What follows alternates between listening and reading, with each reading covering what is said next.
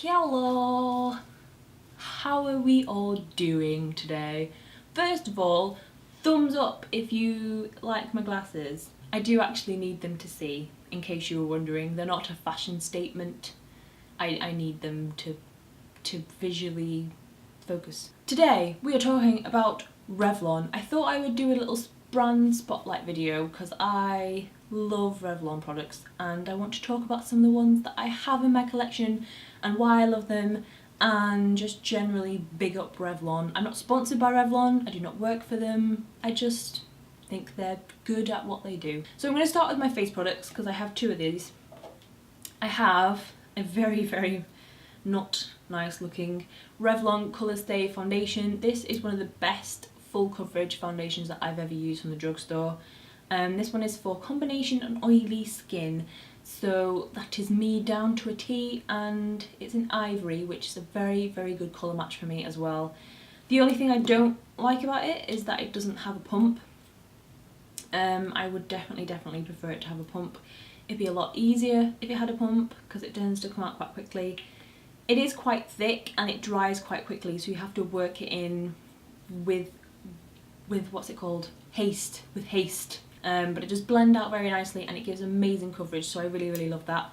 And on the complete opposite end of the scale, I have the BB cream. This is the Revlon Photo Ready BB cream in light, and I've gone from full coverage to very light coverage, and I love this. At the moment I've been using it a lot. My skin's not been too bad, so I've been able to get away with this, but I just love it. I think the coverage of it is amazing. It's pretty much, I would say, a light to medium coverage. It has SPF 30 in it, so it's very good for those sunny days as well. It is the best colour match BB cream that I have, or that I've ever tried, because I find, being a paler person, it's quite hard to find BB creams that are not too dark. Like some, I think it's the Garnier or the Maybelline one. Both of their BB creams are too dark for me. Even like the ones that are called Fair and Light, too dark for me. So I'm loving this. I love the fact that it is an amazing shade for me, and they are my two Revlon face products. So I have those. I have a lot of Revlon lip products. I think apart from Rimmel, Revlon might be my favourite drugstore like lip product brand. So I'm going to start with these two. I just realised I picked up like similar colours. Huh. Cool. So I have the Revlon lip butters, which always come out around about spring, summertime for me. I'm not really sure why, because they do tend to melt in really hot weather, but I just love wearing them in the hotter weather. They just feel nice and light and conditioning. So I have this one, which is in Raspberry Pie. This is my favourite one, especially in autumn. And I have this one in Juicy Papaya, which is my favourite for like spring and summer. And this is a really gorgeous like corally orange colour, so I love that. But they are amazing. I think the darker ones do tend to bleed slightly throughout the day, so you have to be kind of careful about that, but I do love the sort of lighter colours as well because they're just so sheer and nice, and they just give you that little pop of colour. And I basically love these. I love them so much, and I probably purchase a few more this summer as well because I really like them. And then, see what I mean by this? I have the lip balm stains as well. See how I matched them without even knowing? But these ones are just the normal balm stains. I don't have the matte or the lacquers. I'm not really sure if I'm going to get them because I'm not a big fan of matte, and at the moment, because they're quite new, I'm not overly keen on the shades they have in the lip lacquers, so I'm going to wait for a bit and see if they come out with new shades. But I love the balm stains, especially this one. This is Crush. I thought it was called Crush Big One, but it's not. It's called Crush, and then the French Crush is Big One. But I love these. They smell like mint. No matter what colour they are, they all smell the same. But they're really conditioning and they give amazing pigmentation. So good. And I just find they're really like nice and hydrating and just really simple to put on as well. Like the crayon kind of chubby stick style.